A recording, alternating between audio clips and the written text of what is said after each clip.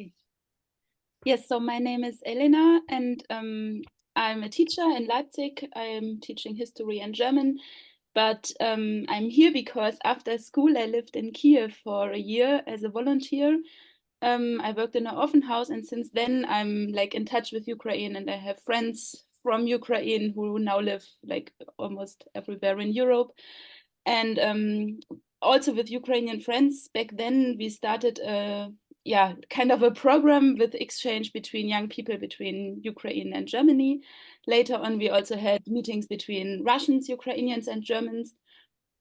And out of this, we kind of formed a group, and we are a group of a few Germans and some Ukrainians, also some Russians, who are active in this exchange. And we founded an association which is called Wost. It's like a German maybe word game between like West and East, and our aim as an association is to connect the West and the East, and especially like Central and Western Europe with Central and Eastern Europe, and to make some meetings and exchanges possible. And since the full-scale invasion, we couldn't really organize this like physical exchange anymore, but we're trying to organize virtual meetings and also meetings in person, always connected to some topic which is important to us. We spoke about the situation in Moldova, we spoke about the situation in Ukraine a lot, of course. And we're trying to invite guests from another country or with a special expertise on some topic, to tell us something which is important to them about what they do, and also to ask questions and get in touch with each other. And also, like, the aim of all this is to give a platform for voices from the outside of Germany, kind of a bit what you are doing at the moment, maybe the other way round. And now we are trying like to involve, no, to entwickeln. I don't know. Develop. Develop, you're right. Okay, you're gonna cut this out.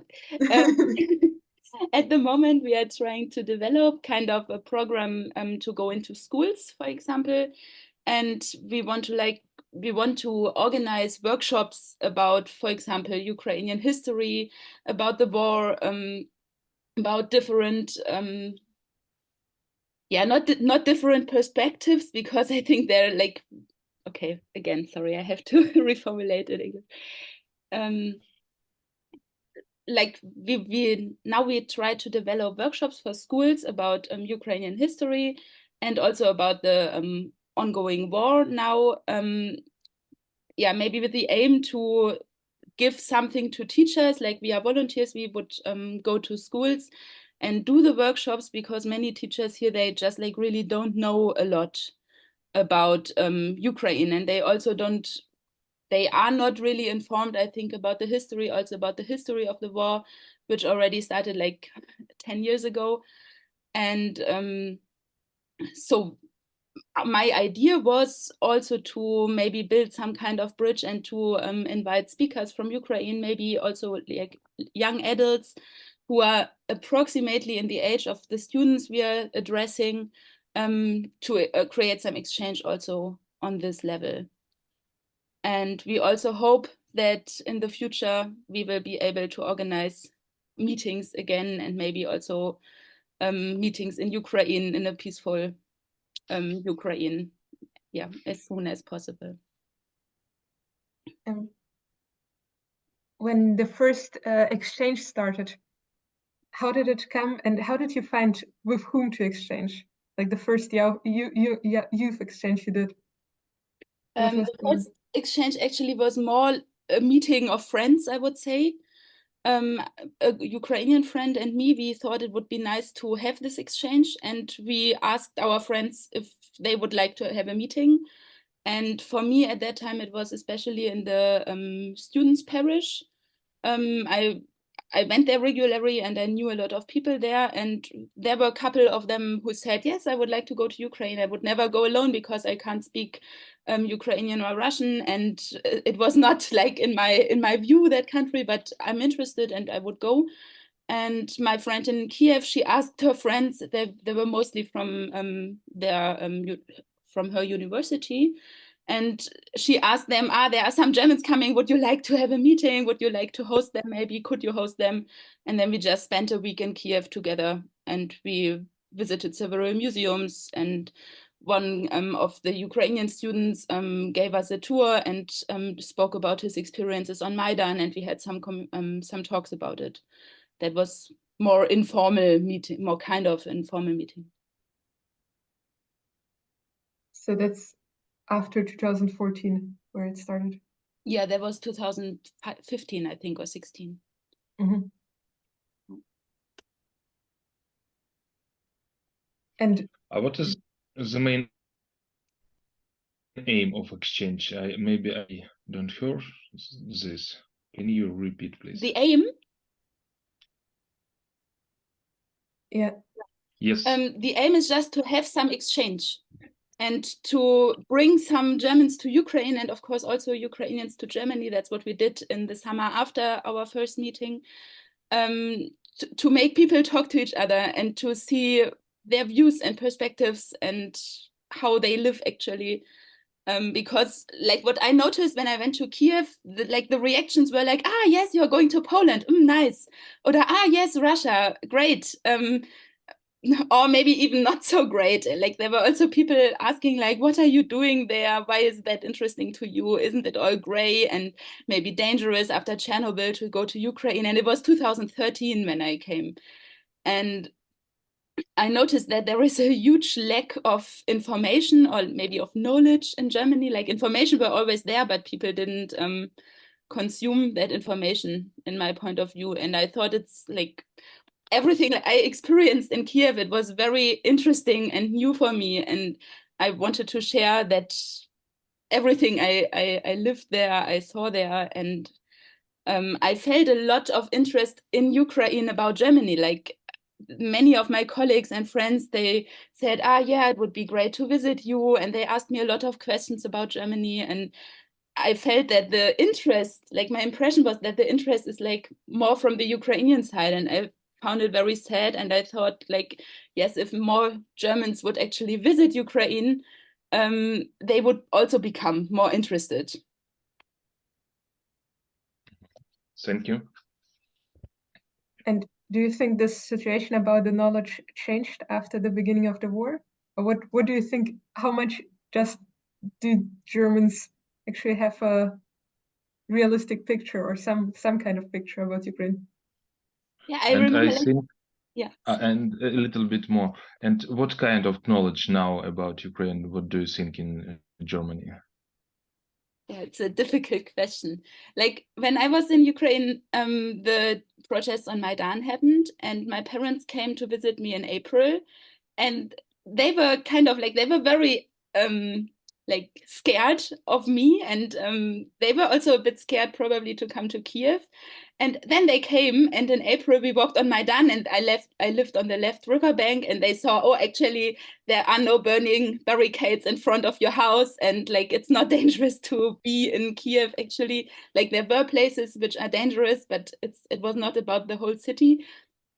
And at that time, I think that was the image some Germans at least had, like, yes, there are demonstrations and now it's dangerous. And of course, in the media, it was also transported like the main spots where things were actually happening. And there was not very few reports about, I don't know, for example, Lviv or Kharkiv or any other place than where actually something was happening. And that repeated when there were when the war in the east of Ukraine started. Then it was like about, that now it's war in Ukraine, and people were asking me, how can you visit a country in war? And of course, we didn't visit Luhansk in 2016 or 17, but we could visit, like, of course, many other places in Ukraine. And I think like more people started to become interested in Ukraine, but it really like started with the full-scale invasion only, in my point of view. Like they have since 2013 and probably also before, but I didn't observe that so much.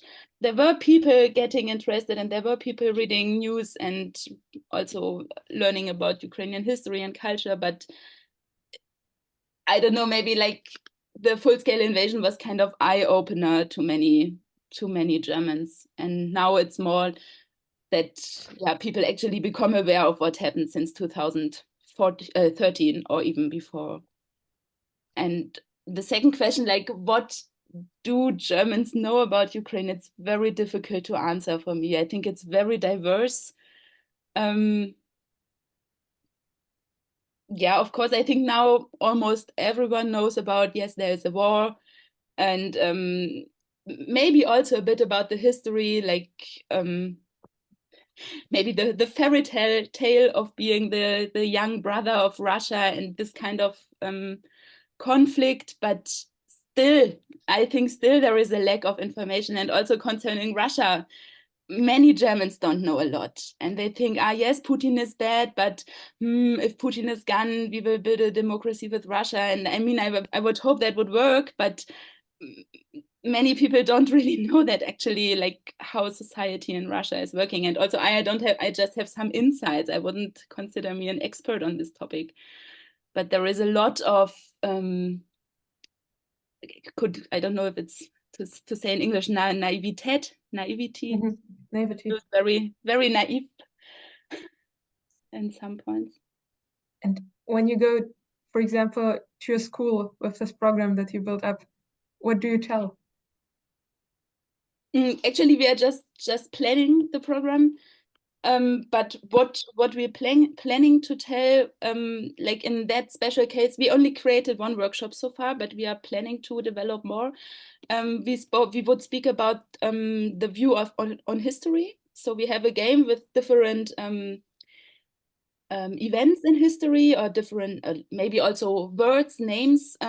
For example, we have the oh, now it's Russian in my head. We have cards with the Day of Victory and the Day of the Liberation, as we celebrated in Germany, like the 8th or 9th of May. And the students, they pick some cards and they have to build couples about one event. Like they have the more Soviet perspective and the more, I don't know, more Western perspective on the card. And they have to build couples and get in touch and speak about what could be problematic on this point of views, what are actually the differences. And out of this, like, we create a timeline of Ukrainian history, but we try to focus on different narratives on history to show like how it was perceived and how it is perceived, and to kind of create some multi-perspectivity. And then we speak about the events of the war, like basically with the timeline and with a small input. And then there is the idea to invite a speaker from Ukraine, just to, like, the German students would prepare some questions to the person from Ukraine who would answer them. And I really hope that there will be the chance to get into touch and to really, have a good conversation. To have like a base of people who you could call and ask for those workshops, right? That's what we are looking for at the moment, exactly. Yeah. So you're actually deconstructing narratives with schools, with students in high school. We hope so, yeah. Actually, it's a bit sad that our last planned workshop couldn't take place. Otherwise, I would be able to tell more about the actual experiences. But I think there is a huge interest among the young people, like what I experienced so far. There are many questions and they want to know a lot, actually. And for them, it's important too. And besides history, is culture, or do you think culture is also a topic to speak about, to get to know? I would love to, yes. As I said, we have not developed anything so far, but I could imagine also even like maybe more not on school level, but on the level as an association to create more events like we did. For example, like our Zoom calls. We are always trying to invite also speakers who are engaged in any cultural project. And we are very, very open to it. Like, our association was founded in January 2022. So since then, there were a lot of things happened which we didn't expect to happen back then in January. But we are yeah, always looking for new partners to create projects with, and we would also love to be more active in that field. For example, somebody telling about Koboguru. For example, yes, yes. Igor, have a hand. Yeah. I have a question, but what are the source for German people to get information about Ukraine? Because what you were talking about is mostly for people who are highly motivated to get the information. Yeah, but here I encountered with the fact that super few books are available in English even. Of course, Žadan or Andruchovich or Zabushka are translated in German, but just, I don't know, 5 or maximum 10 authors, and most of them contemporary. So, and Germans are super book-oriented nation, as far as I can, or I don't know, words, printed word oriented. Are there any, I don't know, specific magazines or publishers or, I don't know, bookstores that dedicate their shelves to Ukrainian books? Or is it the real source? Because TV show probably is not the proper source of getting information. Yeah, I think you are right. There are very few Ukrainian authors translated. Anyway, more and more are getting translated. Yeah, if I speak about, like, I don't know, maybe more educated people who are interested, you are right that they are very book orientated. But I think the majority of the Germans, especially like the young people, they focus a lot also, like probably as in Ukraine, they focus a lot on the internet, television, social media. And also that's a problem because there are many non-validated information or fake news yeah, swirling around.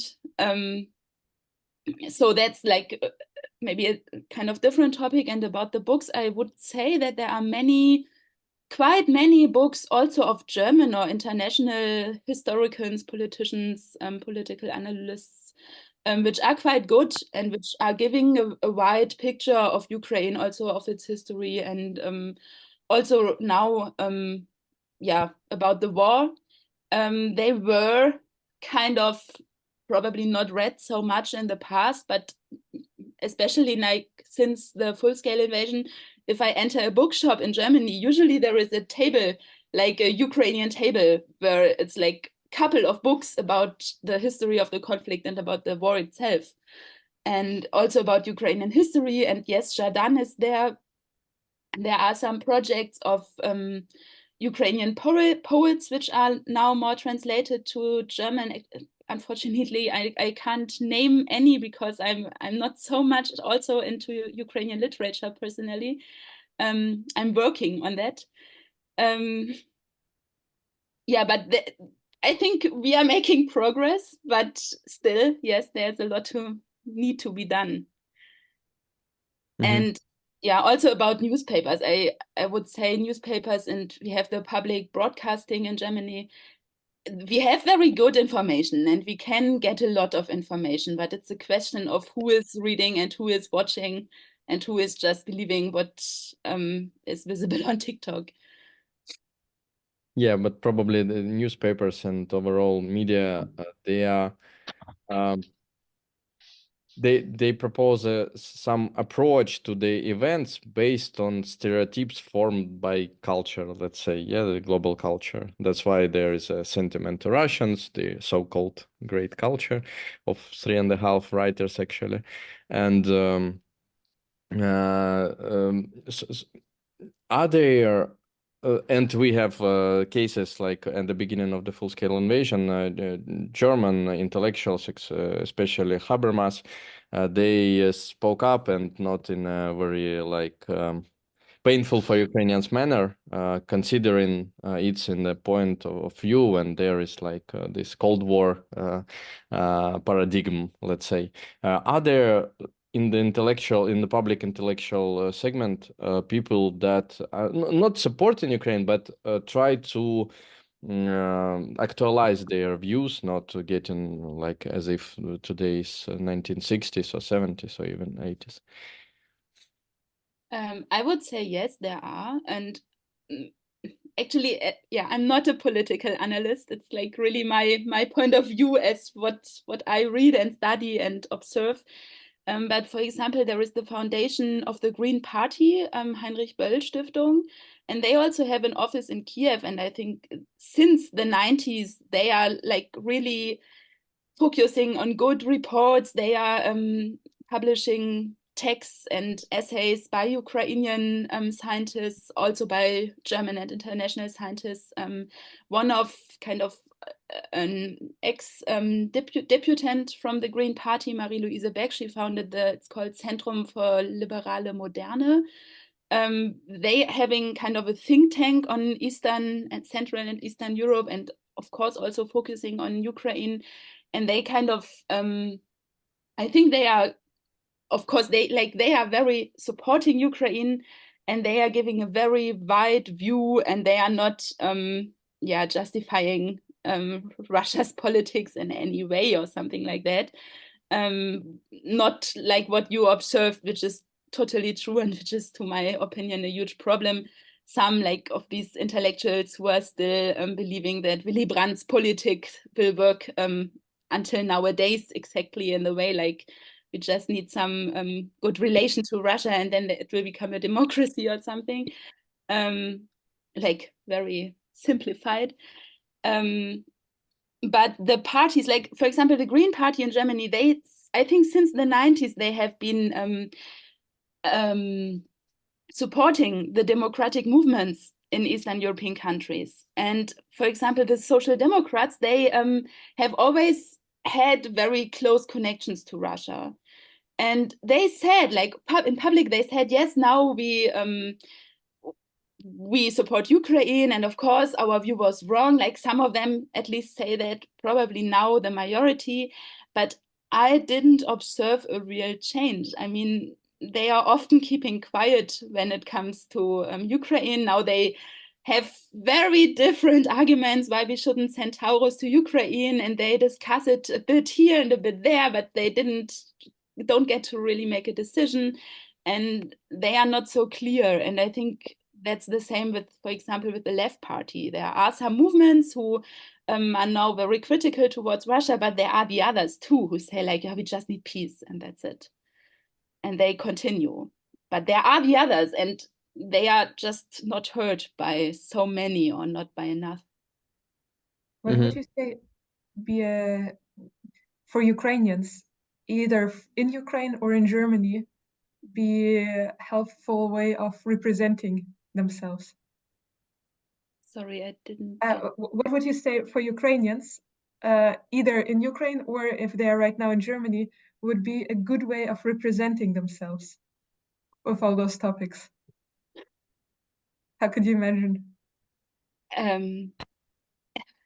I hope, or I think Ukrainians should represent themselves as much as possible in general. I mean, there is probably not that one Ukrainian culture, that one Ukrainian view, but there are right now many Ukrainians in Germany, and there are many initiatives, like from a Ukrainian choir to a reading circle to a circle for writers to some Ukrainians who organize solidarity demonstrations, for example, here in Leipzig, and collecting money for the Ukrainian army. So they are like already included in civil society, or many are, and they are working in very many different fields.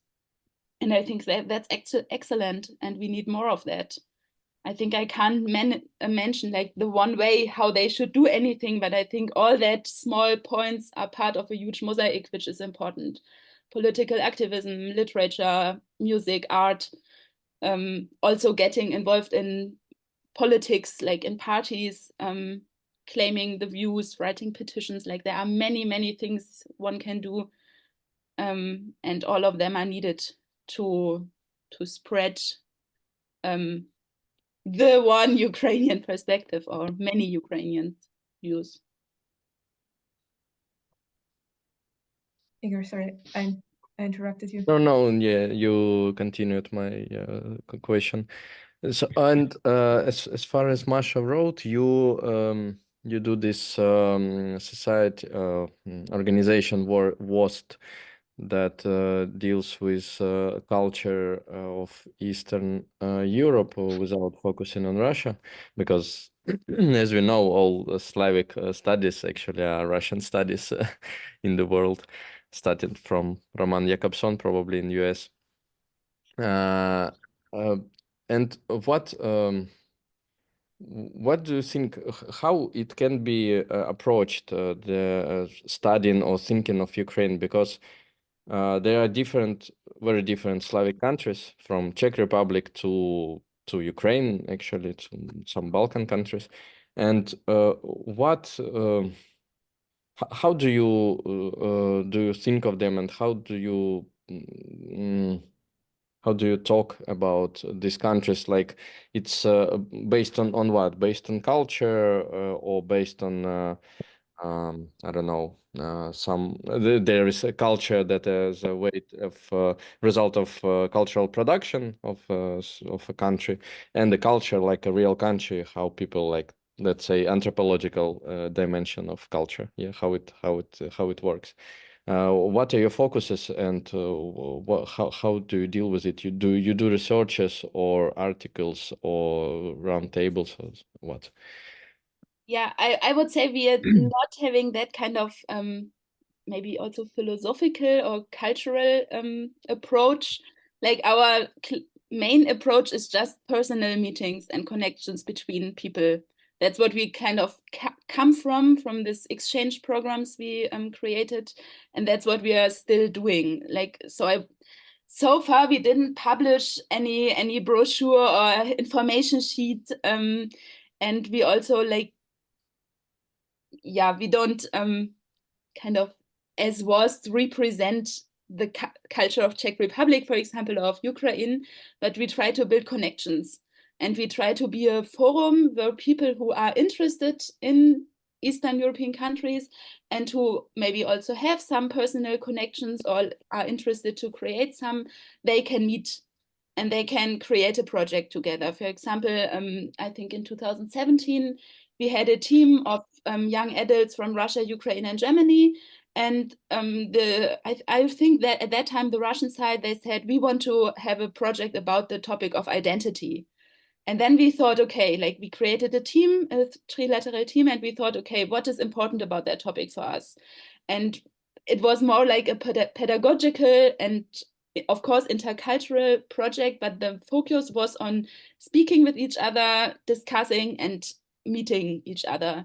And there was not that one view of Wost behind something, but our approach is like, we want people to meet and we want them to build personal connections. And of course, we are very happy if they discuss politics too, but there is not this one view. Did it answer the question? Yeah, thank you a bit. Can I ask maybe a bit dumb question? What is the difference between Western, Central, and Eastern Europe? Because recently, to me, it was like insight that Poland is Central Europe. Yeah.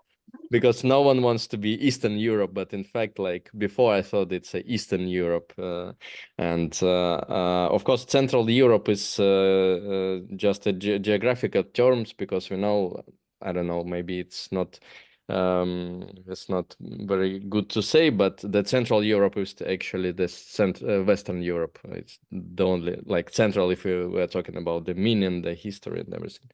But this thing is about like a gradation. So Western Europe is like top, Central, okay, we are closer to the top, and Eastern, they're somehow connected, but I don't know, something like European something. And so why is this differentiation important, and what does it mean actually? Like, based on what it divides different countries in groups. What optics does it provide us with? Yeah, that was actually the topic of our second exchange we had in Leipzig, and we played a game, like, and maybe you know it. It's called like sociometry, where like people stand in lines and we ask them questions like, would you consider yourself to come from the East or from the West? And there was like, one side was the East, one side was the West, and the girl from Lviv stood in the West, and the girl from Cologne stood in the West, and the boy from Dresden and the boy from Kharkiv stood in the East. You know, and this is about like, there's a very strict like separation between East and West in Germany too. And like Munich and Leipzig, maybe they are like as far as it, like one is as far in the East as the other, but Munich is West because it was Western Germany, and Leipzig is East because it was Eastern Germany.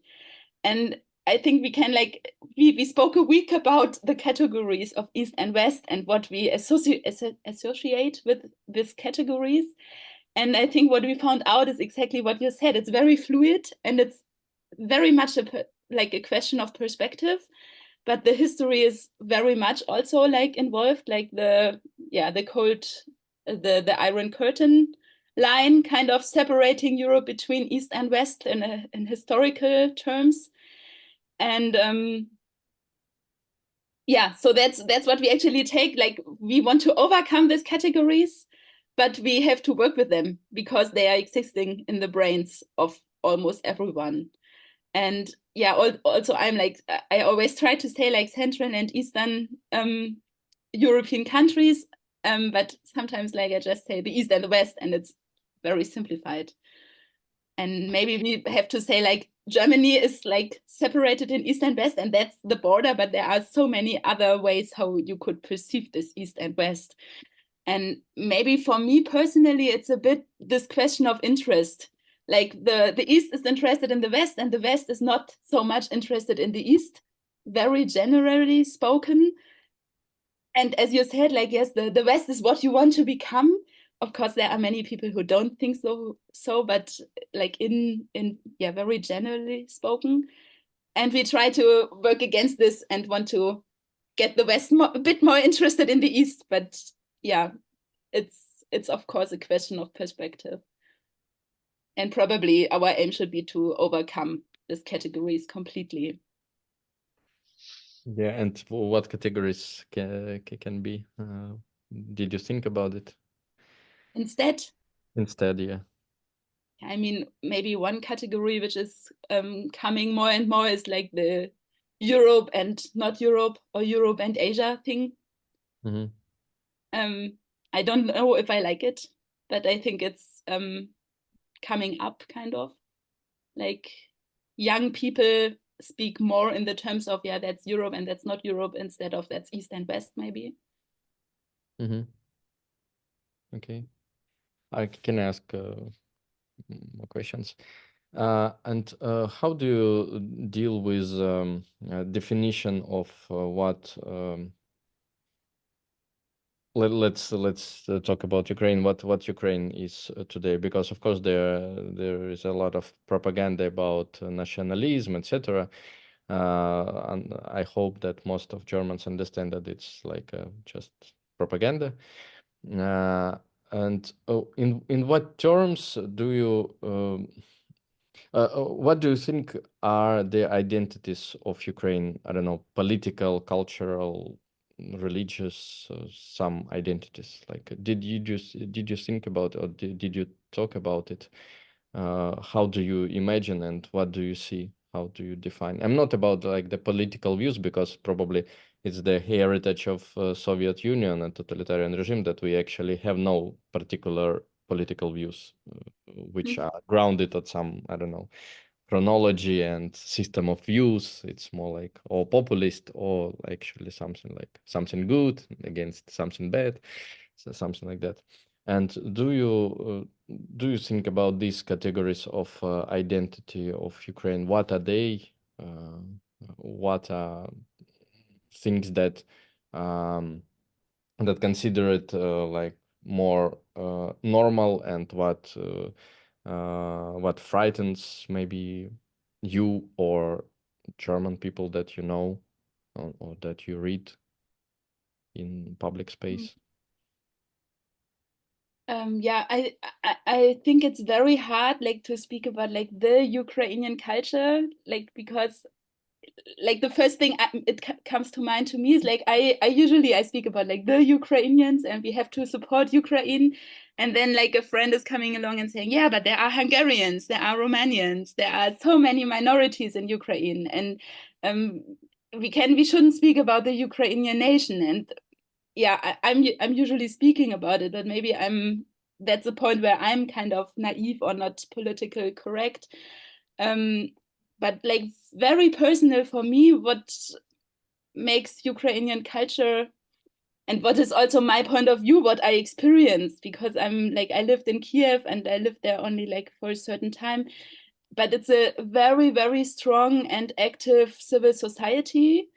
And I was on Maidan many times, and that was probably one of the most impressive things I lived through in my life.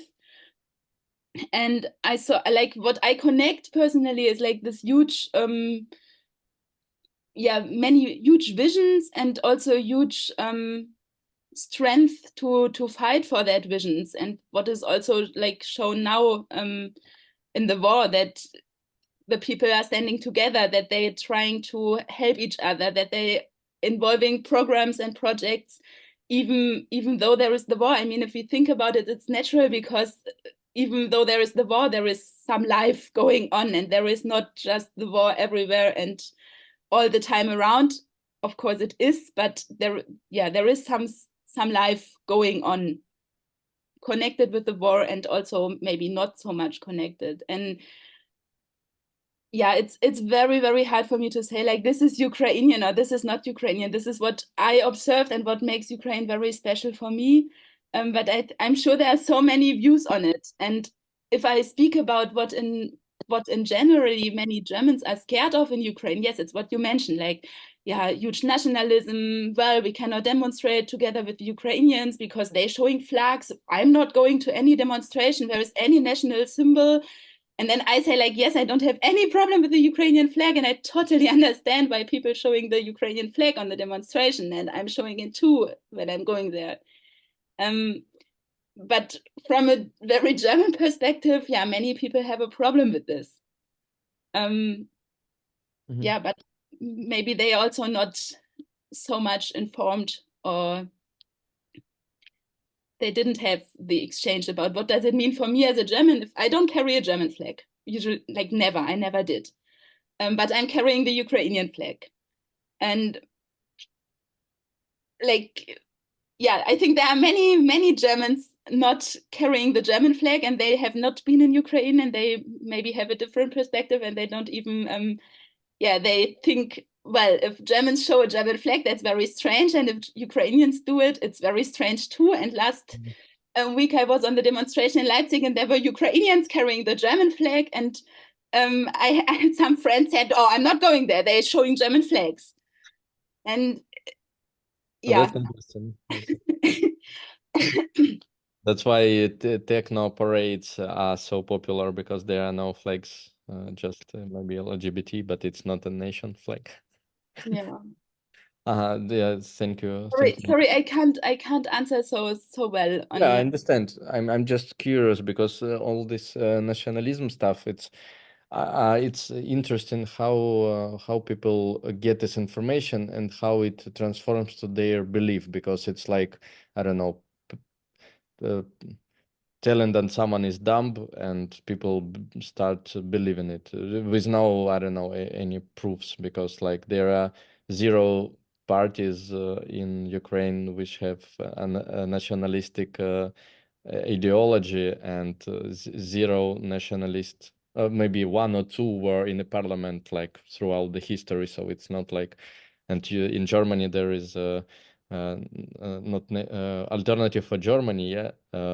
And that's weird, because in Europe they are like really right-wing party, and pretty far right-wing even. Yeah, and nobody talks about nationalism in Europe, and that's the thing. So did you think about how these stereotypes are spread, and why people believe in them? Because they believe that Ukraine is just nationalistic separatist from Russia, or Like, what are the evidence? Or they are like this, as though photographs are so impressive that people believe that they are like they ruled Ukraine, or how it works?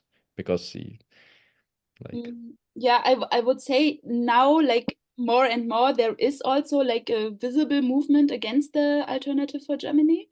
Like, it is also since the last years, like in the past 15, 20 years at least, probably longer, it is discussed in Germany that there is a right extremist and also like more nationalist party who are getting stronger and stronger, especially here in Saxony, where we are living, Marie and me. So that is discussed. And also, like, it's a huge problem because this right-wing party, especially the Alternative for Germany, they are spreading news about Ukraine. They're not saying Ukraine is too nationalistic, but they're saying wow, like they're saying Russia is great and we need a strong leader and democracy is not working and Ukraine is going to lose the war. And that's information which is spread also by the right wing parties here. And I think it's a huge problem because at the moment, and especially like it changed in the last 2 years, but especially before, like the left party in Germany and the right parties in Germany, they are like most pro-Russian parties. And many people from the German, like from the left, they don't come to the Ukrainian demonstration, as we take it as an example to show solidarity with Ukraine, because they saying like, yeah, we have to be against the NATO, we have to, so like Russia is not so bad. And like those, like from the two maybe more extremist or more extreme sides, this pro-Russian view is spread in Germany. And for me, it's very weird because I consider myself always being on the left in Germany, but I never consider myself being like some pro-Russian or we need a strong leader or something. And I never thought that there is actually like any kind of socialism or communism going on in nowadays Russia. I don't know where this view comes from. Like I can't imagine where it comes from, but I can't understand why people are still living it today. Yeah, that's okay. Thank you. It's a very, very, very interesting question, and we can talk about it probably eternally. Yeah, thank you. Let's try to speak about the culture exploring. And you said that you, I think it's two questions. What you need about Ukrainian history and Ukrainian culture in your work, and what do you think it's most necessary in Germany?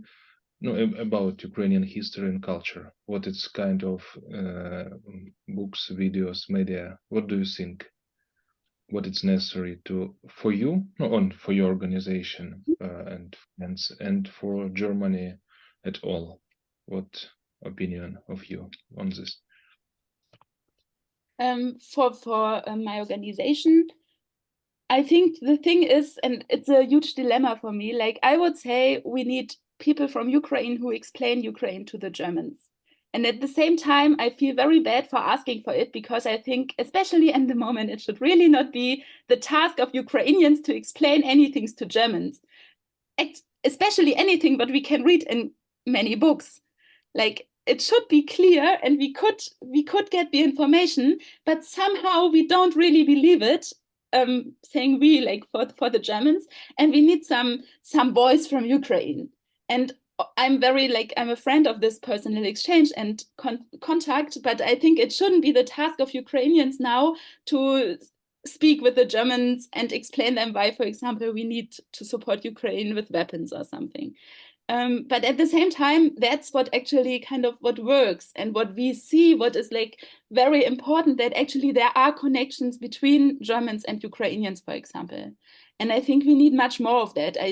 I'm observing that like we have chat groups from our former participants from the youth exchanges, and I'm observing that even some Russian participants there are like very openly supporting Ukraine. Many of them also emigrated now. And I see the same from the Germans. And I see our former participants coming to the demonstration, organizing an evening with a Ukrainian writer in their parish, organizing a prayer with the Ukrainian parish in their Protestant parish in some other towns. Like, that's the people who like getting active. And I think if more people have this personal exchange, more people could get active because they see more what is need and what is the perspective and what is the wish and the need.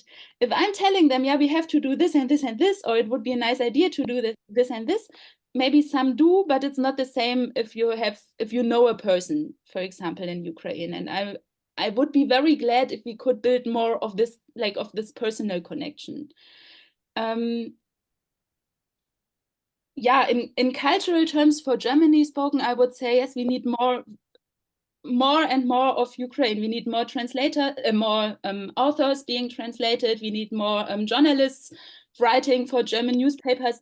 There are already, like, many of the big newspapers, they have kind of any kind of program with Ukrainian newspapers or journals, or they hiring Ukrainian journalists who came to Germany.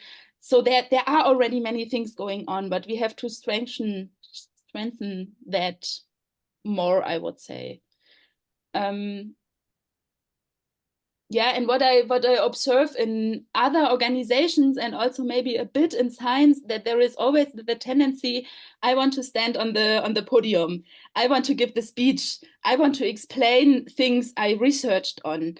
And I always like the approach of, okay, you can explain Ukrainian history because you're a professor on Ukrainian history in Germany, but why can't we invite a Ukrainian professor for Ukrainian history?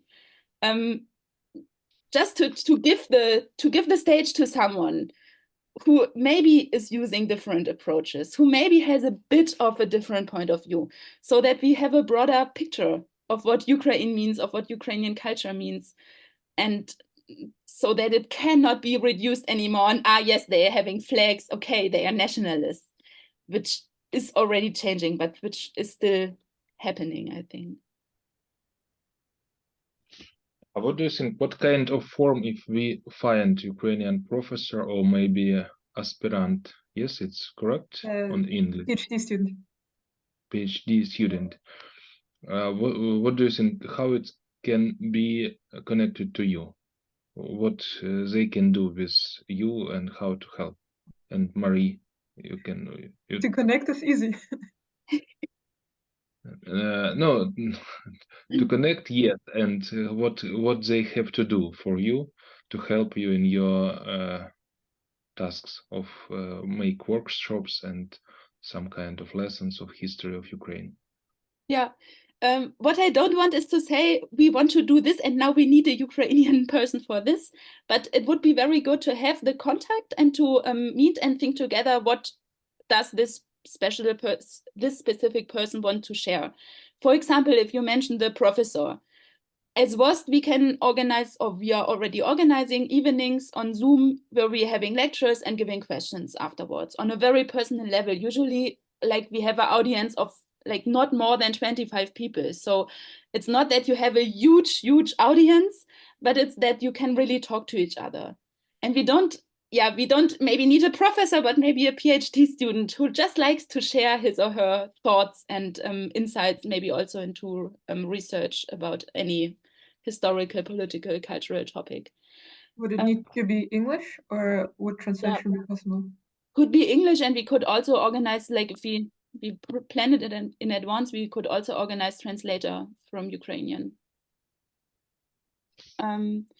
We can invite people to Germany and organize trips around different cities. Maybe, like, I'm personally a bit connected, like, to the Protestant church. So there are like academies from church. There are parishes who are interested. We can organize like I don't know how to say it in English, like a trip for a speaker through different places to give lectures about a topic related to Ukraine. Yeah, maybe also my vision is to do it especially also in smaller communities, like not only in the big cities, but for example, I'm from a very small village, and I think, like, for example, my home parish, they would be very interested. There would come 20, 50 people to hear a speaker from Ukraine because there has not been one so far.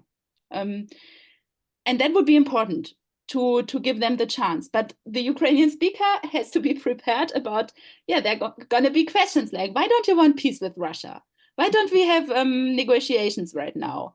Why are you using flag on your demonstrations? That's very nationalist. Like, that's questions which need to be answered. And that's questions like, I can't hear them anymore. And I'm kind of getting very emotional if I hear them. But actually, that's questions many people have. And if we want to change something in German civil society, I think we have to answer them again and again and again and again. Yeah, and for the workshops in school, for example, it would be very interesting and very valuable for us to have like young people from Ukraine who are willing to have exchange with young people from Germany, also on a very personal level. It doesn't have to be a political analysis. It should be like a exchange, like, what does the war mean for you? How does it influence your daily life? Things like that, which are very interesting to the German students. And I'm thinking that there should be maybe that could actually be a project among us, some kind of preparation for these Ukrainian young adults, because it's very sensible topic. And I know some people who are speaking very, very openly and a lot about it. And I know people who can't speak about it at all. And of course, yeah, there should be some preparation about, okay, which questions are awaiting me probably in such a class, and yeah, how can we deal with it? It all depends also on the age of the students and the speaker. How do you think if it's try to make lessons of children from high school? It's 11th class, yes. In Germany it's class, like in Ukraine. Yeah, and try to make online lessons who speak English, and take German students and Ukrainian students, because we are working with 5 or 6 private schools, and it's possible to know, like a first experiment. Maybe in future it's possible to make a more huge, and try to speak with young adults from 10, 11 class about Ukrainian history, and what they knew about Ukrainian history, and what new German students, and change what Ukrainian knew about German history, culture, and politics. Mm-hmm. I think maybe interesting format. Very interesting.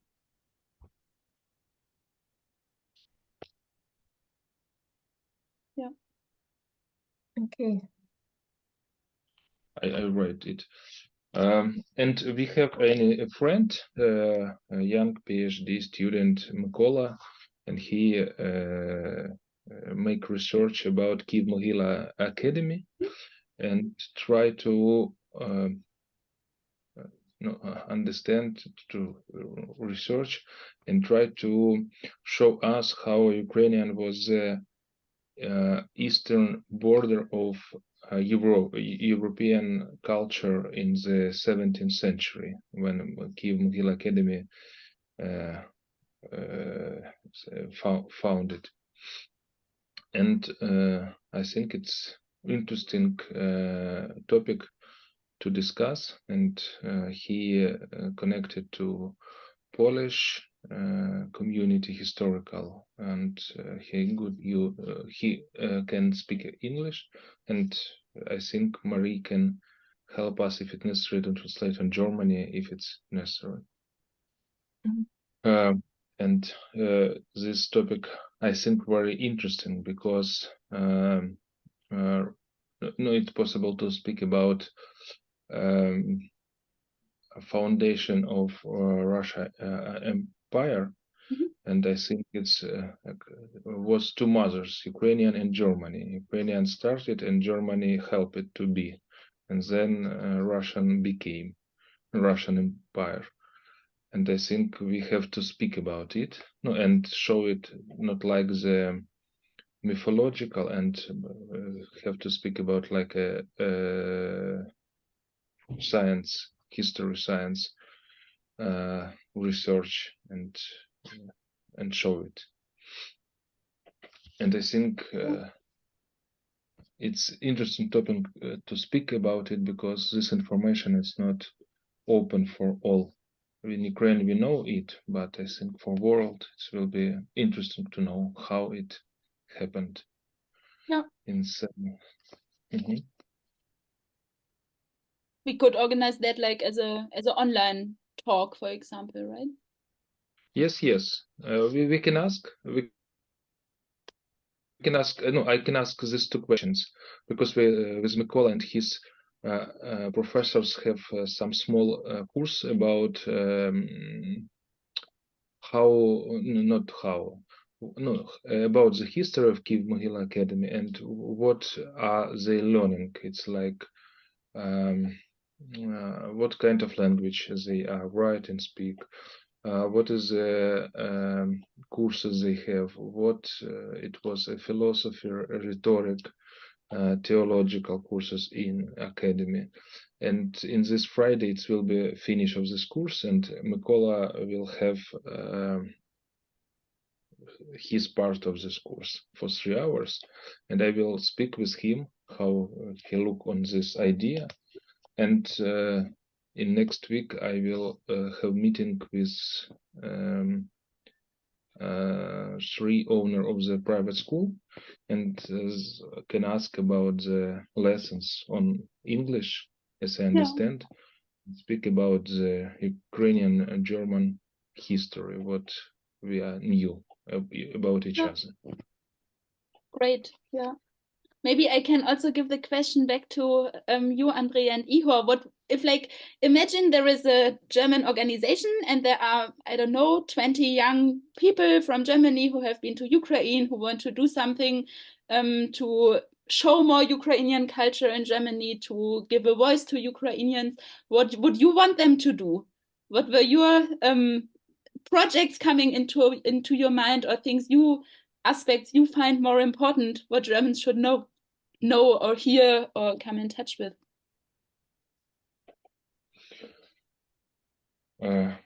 Igor, I will start, or you will start?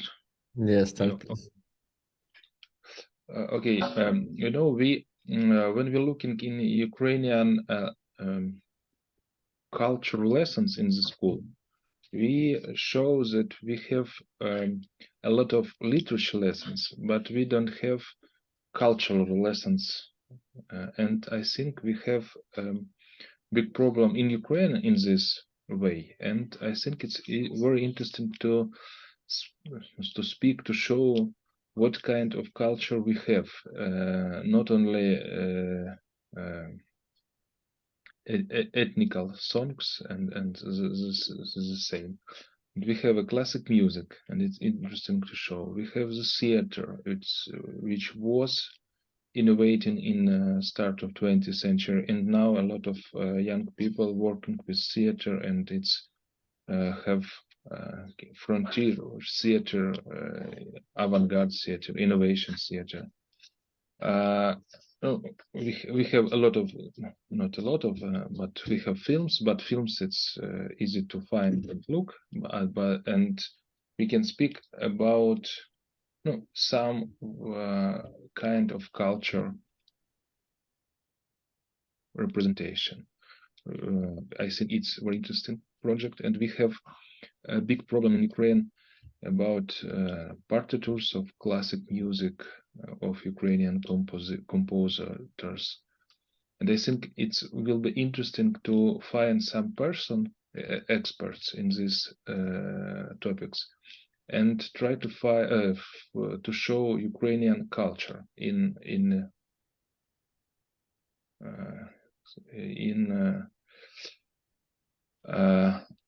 different ways, not only in the literature. And I think it will be interesting to think about what we can to speak. We have I thought this. And second topic, I think it will be interesting to create maybe German, but it's hard for Ukrainian researchers and historical professors, PhD students, but try to create small lessons, small courses of Ukrainian history on English or on Ukrainian with translation on Germany. And I think it will be interesting for German people how we think about our history, and maybe try to find some books about Ukrainian history and try collect monies for this, crowdfunding or something. And we do it every time because we have a small project that included 20-50 people in this project. We collect our money and create books. Help to create the books, not create books, help to create the books. And I think it will be a good friendship project to make such a book, and it's in our budget. It's near 200 euros from person, and if it's 50 person, it's near 10,000 euros, and it's possible to create the book, to write, to pay after for this book, to design and printing of this book. It's maybe will be interesting. It's third project. Maybe, sorry, I can just add to that. If you have such a project, you can always send us, maybe if you do crowdfunding, you can send us the link and we spread it among our members, for example. That's something we can very easily do. We don't have very rich members, but they have, we have members and they have friends and family, and maybe someone, we can at least help to I was also thinking about the books. I was once engaged in a translation project, not from Ukraine, but actually from English and Russian. But it's quite hard to, so I found it in Germany quite hard to establish connections as a private person with a publishing house. Maybe it's interesting for Wost as an organization to have some connection with a publishing house, and I think on a long perspective, more also recent books should be translated. Like with other countries, you have that when important books appear in Ukraine, that they're translated into several languages. It would be interesting to try to, with the time, to build up some procedure. For example, one book I was thinking of, I think it appeared just recently, some months ago, a philosopher who fled from Russia to Ukraine in 2014, not fled, but he decided to move, Ahutin. He wrote a really small book, really small, which is, its name is The War in the Intellect, where he, and it appeared in Ukrainian and in Ducha Litera. You probably know about this publishing house. And where he where he explains out of his perspective what is actually the importance and the role not only of the fighters, but that this war is going on several levels, and then that knowledge and words and thinking has a huge impact, and also responsibility. And I thought, when this book appeared, I thought, actually, if things would work really well, it should appear 2 months later in Germany and in several different European countries, because this is an important topic. This is an actual voice from Ukraine right now. He got the Ukrainian citizenship, even being really, really old. I don't know if he's around 80, but it didn't work because right now those connections are not built up. But it would be interesting if it would be possible to do with Wost, to build a connection to a publisher house, and to have it's possible to connect money for such translations in Ukraine. I think we have kind of a community of people who are also interested to support such projects, but there is no finished I think infrastructure. As Wost, I think we can't, because it's not written in our in our founding papers that we are involved in book editing and something like that. We are just formally like by law we are just like made for this exchange things and education things, but there is a association in Leipzig already doing exactly that, like promoting Ukrainian writers, composers and so on in Germany, and I think maybe they already have, or at least we could try to build connection with them to get some How is information. it called? Do you know? Or I can write you on WhatsApp. I have to look Yeah. at it.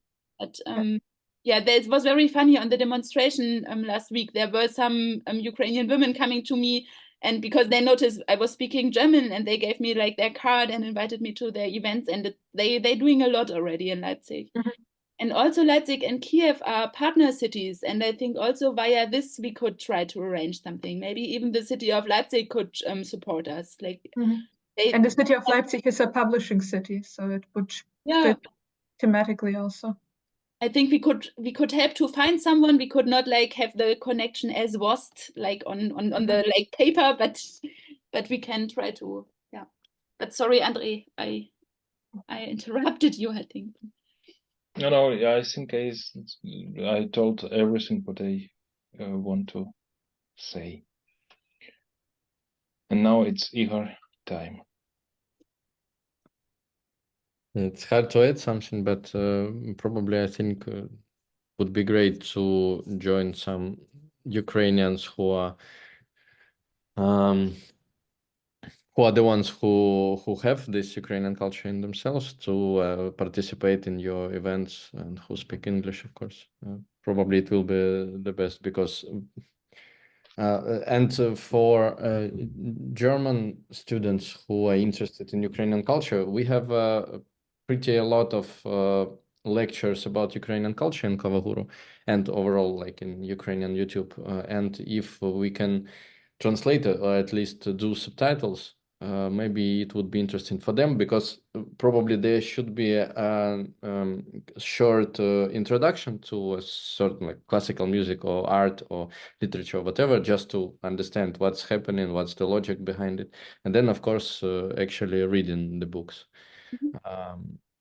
Because even that Russian culture that everyone is talking about, it's people in West know about it because it's in school programs, probably. This Tolstoy, Dostoevsky, Chekhov. No? And how does it work? Or it's just a meme, or it's just but no, in German lessons only German literature and maybe Shakespeare, or at the moment Euripides, but that's all. And how then German can refer to great in universities maybe, but in schools there is nothing about Russian literature. Wow. No, in universities, yes, it's totally true. Like there are the seminars about Tolstoy, Dostoevsky, and so on. But I think many universities are already changing it a bit. Like at least in Leipzig now, you can really study Ukrainian language, for example, in Slavistics. That's something new. Cool. Yeah. There's a position for a Ukrainian professor in Leipzig now, like always for some time. So, yeah. Yeah, so I think this can be an option if you ask me what I would like to do, because even in Ukrainian we are now we are passing through this process of super boosted cultural experience, like extremely high level of YouTube videos, podcasts, like content that people create to share to others what they read, what they've listened, and it like super intense now. It's like it's a explosive. Sorry for this bad metaphor in Ukraine with cultural stuff. So maybe this wave of interest and inspiration can be taught by German students as well, because even, of course, we know, like if we're talking about how Ukrainians know about German culture, of course it's from school, because we know this Goethe and Heine and other writers in school, plus universities, of course, post-war literature and cinema. Fritz Lang is German, yeah? or Sweden? Fritz Lang. I don't know. Okay. Sound German, but I don't know. Sound German, yeah, but also sounds. I think it's German. Yeah, this vampire and everything. So, but there is